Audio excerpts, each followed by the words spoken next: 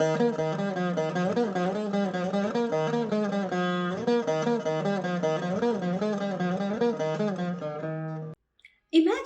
you are in a nice theater. Your performer today is a cute looking doll made of locally available materials like wood, leather, paper, and more. Now imagine this doll suddenly starts to talk. And before you could digest that, the doll starts moving to the music and dance and starts telling you powerful stories. You're sitting there completely engrossed. You leave the theater feeling enriched and fully powered up. This is what the ancient art form of puppetry does to you. Namaste and welcome to Indic Echoes, rekindling cultural conversations. In Sanskrit, puppets are termed putrika or puttalika, both of which are derived from the root putta, equivalent to putra, son. It is derived from ancient Indian thoughts that puppets have life. And today we are here to learn about the history of puppetry, an ancient art form of India. I'm very thrilled to welcome Anurupa Roy, a puppeteer, puppet designer, and director of the Puppet Theatre. She is a major creative force behind bringing together various genres of puppetry in India. She is a master who has explored the various narratives of Ramayana, both as an oral tradition and as a visual art form. Namaste and welcome to the show, Anurupa. Thank you. Thanks, Shirley. So, I would like to today explore right from the beginning. When was the art of puppetry first mentioned? Do we have any idea of how old it is? Well, not really, because it predates written texts, definitely, as most performing arts do. I think also our understanding of performing arts is that they started somewhere and now they have continued somewhere. But I think it's never been like that. There was, in the beginning, a complete performer. There were people who were shamans and witch doctors and performers and everything together. And somewhere along the line, a separation happened. But if you see puppet theatre today, the puppeteer performs multiple functions, especially in traditional puppetry. They are the carriers of oral narrative, oral heritage. They are very often advisors to the communities they perform in. They are teachers, scholars. Historically, there's a mention in Shilapadikalam where you first hear certain references to the holder of the string, or in Natya Shastra you hear Sutradhar, and they have been conjectured to mean puppets, but we are not sure. It's later texts where you see puppets, and you see it especially on temple walls. You see scroll paintings where the puppeteer is performing, right, like in the Ranganath temple in Tamil Nadu, for instance. Okay. Yeah. In Sri Rangam, yeah. Wonderful. This is so. I think this is a great start because we wanted to know the history, and we're saying that it started way back. We don't even know when it started. That it's that ancient. So you started your journey with puppetry in University of Stockholm. I believe that you studied puppetry professionally there, and today you're here, being this major creative source, bringing together the many puppeteers from across India. Tell us a bit about your journey and your inspiration to take up this art form as your work. I did not start my journey from the University of Stockholm. I started my journey when I was 6 years old. I started playing puppets when I was 6, and I know there'll be children watching this. So I just want to say that your childhood hobby can really turn into a profession. It was when I was 19 that I started the company. I started Katkatha, and which was in 1998. And I went to study after I started the company. So in 2001, I went to the University of Stockholm because I felt that it's important to have training in whatever you choose as your profession. And very unfortunately, India did not have a training program in puppetry. Now it does. Okay. Happily for us, now it does. But Back then, there were no puppet schools, there was no puppet training. So we might have one of the oldest traditions in the world. We do not have a training program, which is quite tragic. And you had to train outside of the country till very recently. And I think that's the first thing in my journey is I felt the need for a school. I felt tremendously a need for a training program. And the need to bring tradition and contemporary work together, which is why my journey has basically been to go back to the roots, to visit a lot of traditional puppeteers, to meet them, meet their families, follow their work, to follow performances when they travel from village to village. So I'm a performer as well as a researcher, and one of the reasons I research is really to keep in touch with where puppetry came from and who are the current traditional practitioners. The other important thing to understand is that tradition never stops changing. It's not something which ever stays static. What you see as traditional puppetry today is not what it was 1,000 years ago. It's not even what it was 100 years ago or 10 years ago. So I think that's a very key aspect of my journey, to understand that we change with our audiences, and scientists say that human psychology changes every 7 years. So an art form has to change with that. That's very important. The training aspect of any artist is super important. So Stockholm was a very important part of my journey as a puppeteer, because it gave me skill sets, it gave me exposure to all the various world heritages of puppetry, and there's so many. And also, very interestingly, my opening into the diversity of Indian traditional forms actually happened in Sweden, because in India, very few people really know about all the living traditions of India, and they know whatever is in their region, or they know Rajasthani Kathputlis, which are sort of universally popular in India. But the fact that we have 18 living traditional forms is something most people don't know. Wow, that was actually going to be my next question. So how many forms, and where are they all placed in India? They're very widely scattered across India. So we have, for example, 5 shadow puppet forms, which is Kerala, Andhra, Karnataka, Tamil Nadu, and Odisha. We have and Maharashtra as well, but the form in Maharashtra is no longer a living form.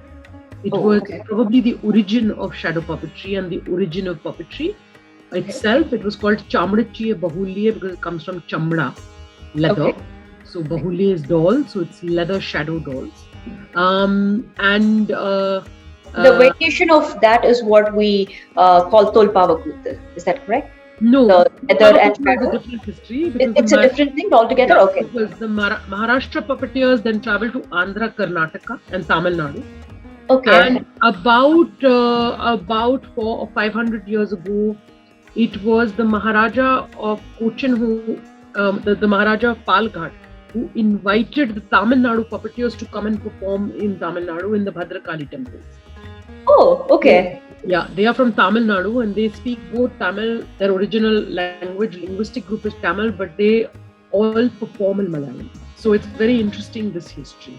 So they do not trace a direct ancestry with the Marathi puppeteers. Yeah, so the history of puppetry is a history of migration and linguistic migration. Because all the forms that you see in the regions, there has been a lot of journeys. The origin of all puppet theatre is probably from the Bhat communities who do Kathputlis today, but also do the Odisha leather shadow puppetry. So they're in Odisha and they're in Rajasthan. So can you imagine the kind of migration that happened? And we don't know where it started and where it ended. So did it go this way or that way would be an interesting question to ask for anthropologists. As far as other forms are concerned, there's classically 4 divisions in puppetry: string, rod, shadow, and glove. There are other forms thanks to new technology, but these are the 4 classical divisions. And I've told you about shadows. There are about 8 string puppet forms scattered across India. There is string puppets in Karnataka. There's Yakshagana, Gumbayata in Karnataka. There's string puppets, Sutrada Gombat in Tamil Nadu. There's the string puppets of Andhra, which is called Koya Bombalatam or Chika Bombalatam. There's Rajasthani Katputli. There's Putul Nach in Assam. There's Tarit Putul is in West Bengal. Manipur used to have a traditional string puppet form, which is gone, which is dead. There is Gopalila in Odisha. So, there are string puppet forms. There is rod puppet forms, which is only in Odisha and West Bengal, which is called Kathi Kundai or Danger Putul in West Bengal. There is Loku Vidya in Kerala, which is very interesting. It is a sort of rod puppet form, but it's only played by women, and it's played by placing the puppet on the bridge above the mouth. Oh. Yes.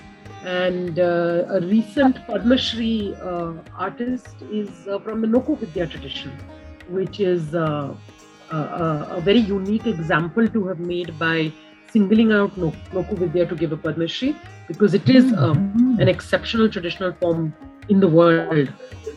There's also glove puppet form. There's Gulabo Satabo in UP.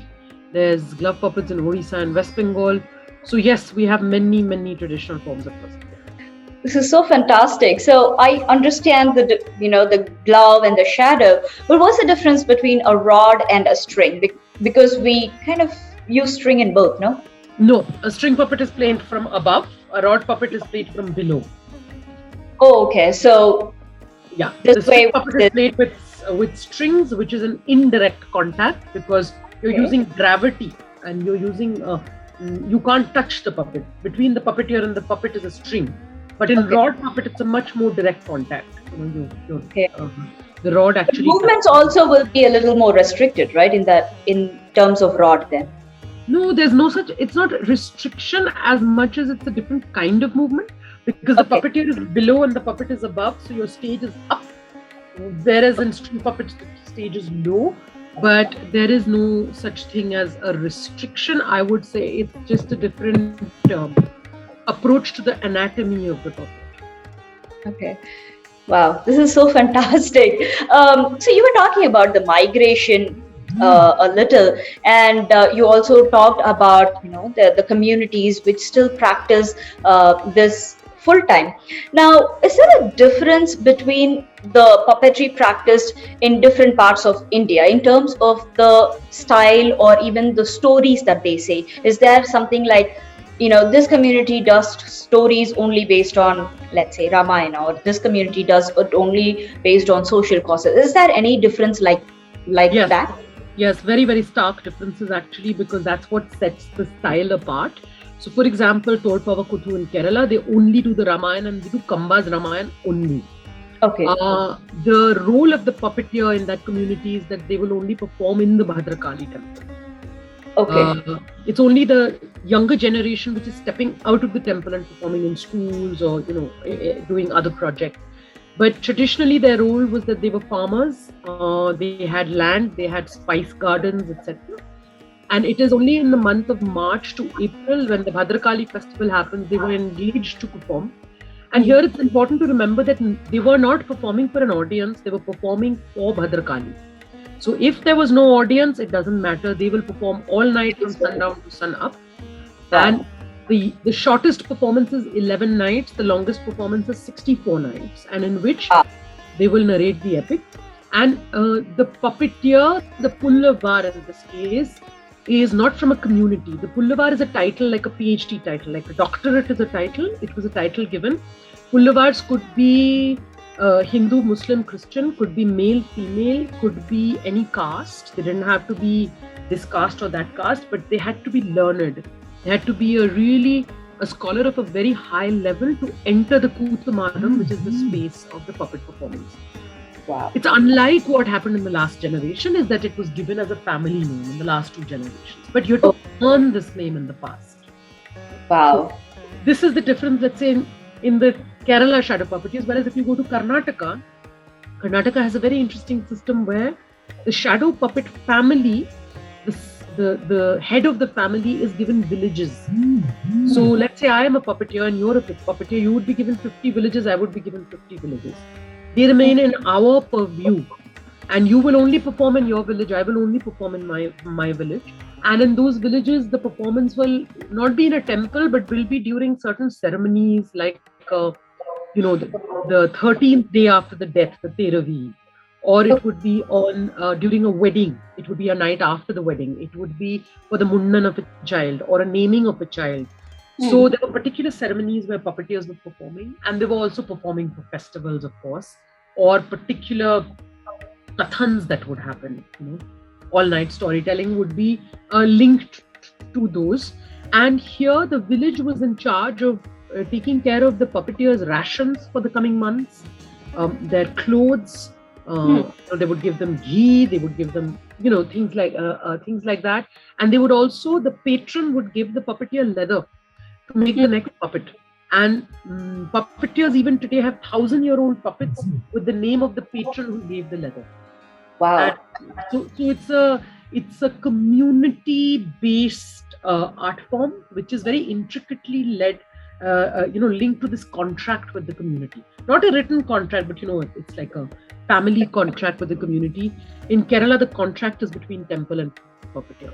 If you go to places like West Bengal or Odisha, for instance, it's far more related to the local theatre form. So Jatra is the folk theatre form of West Bengal, extremely popular. If you look at the string puppet, which is Tared Putu, the stories they tell or the scripts that they pick up is Jatra scripts.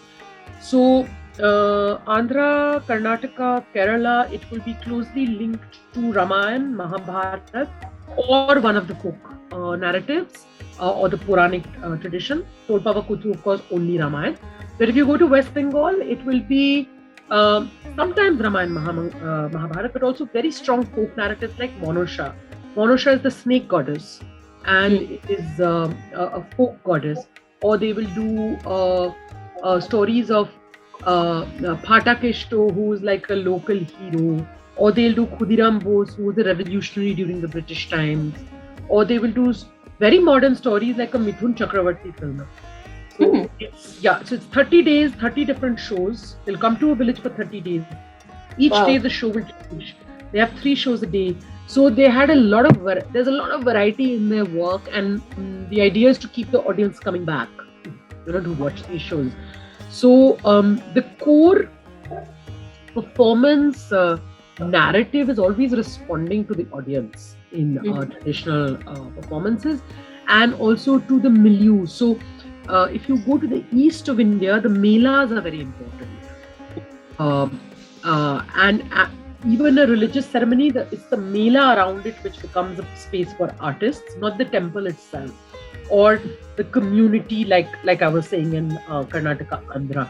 So then if you look at the Rajasthani Katputli walas, they go from place to place with no religious text, but the story of Amar Singh Rathore, who was a king of Nagaur district in the 16th century and had this fight with one of the Mughal subedars. And the text is not exactly historically correct because sometimes they're fighting a subedar under Jahangir, sometimes under Akbar, sometimes under Aurangzeb, and you know that historically they are 300 years apart, these kings. So Amar Singh Rathore could not have lived for 300 years. So we know he's an actual king, but they take his story forward, and now nobody knows who Amar Singh Rathore is anymore. All you see is the entertainment in his court. So you see the juggler, you see the ghudasawar, you see the horse rider, you see the magician, the puppet that disintegrates and comes back together. So it's much more tricks and entertainment. So I think the purpose of puppetry changed, and hence the look of the puppets is very different. Whether they represent gods and goddesses, or they represent a local hero, or they are just trick puppets, will determine the color, the fabric of the puppet. Also, it will depend on which region it is from. So the Yakshagana Gombayata, which is the string puppet of Karnataka, looks exactly like the Yakshagana dancer. Right. So you get Pava Kathakali, which is the puppet form of the Kathakali dancer, will look exactly like the Kathakali performer. So, these will happen. The Jatra performers have a certain costume, so your string puppets will start looking like that. They have painted backdrops, which will look like the Jatra backdrop. So, everything is very closely connected to the regional visual art forms. If you look at the Karnataka leather shadow puppets, they look like the Lepakshi temple murals, for instance. Right. So that brings me to the next question. How important is this art form as a social tool? So I think society remains very central to the puppet performer and the puppet performance. If you look at traditionally, the Vidushaka was always the commentator on society, was constantly satiring society, was constantly making fun of people in power, was making fun of, if it was in the temple, he was making fun of the priest, he was making fun of the Raja, and he was permitted to do so. This is the most important thing to understand. And in the social contract, you have the permission to do so. Today also puppeteers remain, and they're also advising society and saying, do this, don't do that, this is good for you, that is not good for you. The puppeteers are continuing to do that, and I think now you'll find a lot of them are being commissioned by various agencies of the government, like the Song and Drama Division or the Literacy Mission or this, that and the other, to talk about health, education, and things like that. I feel this is my personal opinion. Sometimes this can be very reductionist for the puppeteer, because the puppeteer's job is not to tell you to be literate or to have less children or to. The puppeteer's job, the artist's job, is to hold up a mirror. But the decision maker is the audience, not the puppeteer. It's not my job to interpret the Ramayana or the Mahabharata for you. The job is to tell you the narrative, and after that, the decision is the audience's. So this business of a moral duty placed on the puppeteer is a very modern phenomena, and it is a phenomena which comes from the intervention of the state, and that the puppeteer often gets reduced to being a brochure. And I think a brochure is a brochure and an artist is an artist, and they're not interchangeable. So the artist can tell you, you know what, you have this choice in life. Like, for example, this is the choice that Bhishma had. And he chose this. And this is what happened because of his choice. It's more about a cause and effect. Yes, and it's also about Bhishma's choices can be said. Someone can say it's good and someone can say it's bad, and nobody's wrong. True. Right? True. And that's how human beings are. Human beings are grey areas. They make choices. Nobody's perfect and nobody's imperfect. And our idea as artists, our job as artists, is not to sit in judgment and tell you what is right and wrong, because our opinions are limited to our limited experience, right? So I think this is a very important aspect of the social relevance of puppetry. I feel the real relevance of puppetry is to show a mirror to society. This is happening. You can agree or disagree, is what I would say. Why are those oral narratives so important in this art form, or even in general? I think what is very beautiful about our culture is its diversity. What are some of the good things that are happening to the art form today? So in the current situation of not meeting an audience, the challenge is multiplied. What do you think about the modernization of the ancient art form? I'll tell you very simply, I have only one thought. What sets Indian puppetry or this art form in India distinctly apart from their contemporaries in the rest of the world? I would say Indian subcontinent, again very consciously, because